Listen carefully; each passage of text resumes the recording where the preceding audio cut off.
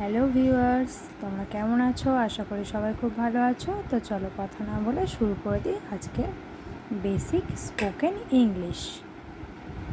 আমি করি, I do. আমি করেছিলাম, আই ডিড। আমি করব, আই উইল ডু। আমি করছি, আই অ্যাম ডুইং।